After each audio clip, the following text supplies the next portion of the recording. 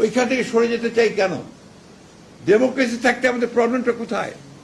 আমরা ডেমোক্রেসি থাকি, বিভাজনের রাজনীতি না করি, আমরা সবাই মিলে যেমন দেশ 1971 সালে দেশ স্বাধীন করেছিলাম, যুদ্ধ করেছিলাম, আমরা স্বৈরাচার এরশাদের বিরুদ্ধে লড়াই,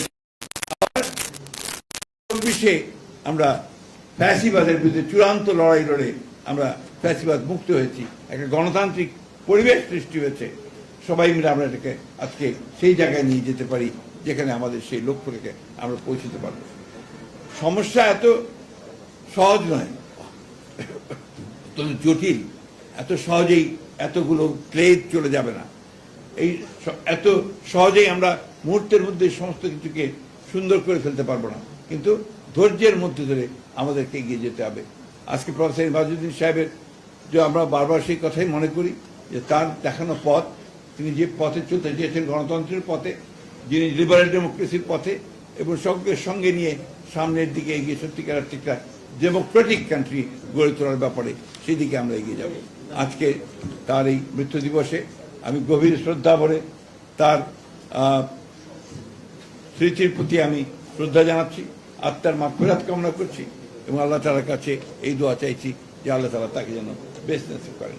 একটি কথা বলতে চাই যে আমরা শুনেছি যার পরিবারের থেকে আপনার বলা হয়েছে যে তাদের জানানো হয়নি বা অন্য কিছু, আমি ঠিক জানি না, কিন্তু পরিবারের ব্যাপারটা আসবে কেন?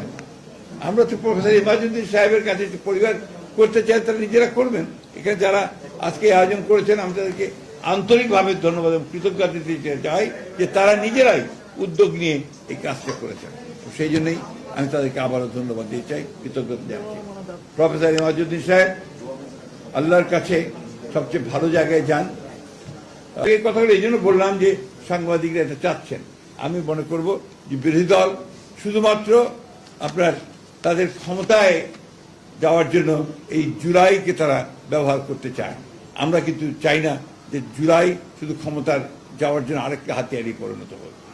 আমরা যেটা বারবার করে বলে আসছি যে জুলাইয়ের আন্দোলন শুধু ওই জুলাই মাসেরই আন্দোলন নয়। জুলাইয়ের আন্দোলন কিন্তু আমরা দীর্ঘকাল ধরে ফ্যাসিবাদের বিরুদ্ধে দীর্ঘকাল ধরে প্রায় 18-19 বছর ধরে যে লড়াই হয়েছে, সেই লড়াইয়ের ফলশ্রুতি হচ্ছে আমাদের এই 24 জুলাইয়ের আন্দোলনের ফলশ্রুতিতে আমরা সেভাবে এসেছি। আমাদের এই বিএনপির সম্পর্কে অনেকে অনেক কথা বলে। বিএনপির 60 লক্ষ মানুষের বিরুদ্ধে মিথ্যা মামলা হয়েছে। বিএনপির প্রায় 1700 নেতা কর্মী গুম হয়ে গেছে। বিএনপির কয়েক হাজার মানুষ হত্যা হয়েছে এই ফ্যাসিবাদের বিরুদ্ধে লড়াই করতে গিয়ে। সুতরাং এই কথাগুলো বারবার করে আমাদেরকে বলতে হয় এই জন্যে যে অনেকে এটাকে একটা বিভ্রান্তির সৃষ্টি করতে আসছেন। ভোট দিয়েছে, ম্যানিফেস্টোর মধ্যে যেটা ছিল সেই ম্যানিফেস্টোতে আমরা 2/3 মেজরিটি নিয়ে বিএনপি আজকে রাষ্ট্র পরিচালনার দায়িত্ব পেয়েছে। সুতরাং ওই জায়গায় কোন রকমের কোনো আপনার বিভ্রান্তি কোনো অবকাশ আছে বলে আমি মনে করি না। প্রফেসর ইমাজউদ্দিন সাহেব আমাদের সঙ্গে কাজ করেছেন দীর্ঘদিন, এই জন্য না যে বিএনপির কাছ থেকে তিনি কোনো কিছু পাবেন, কারণ বিএনপি তখন সরকারে ছিল না।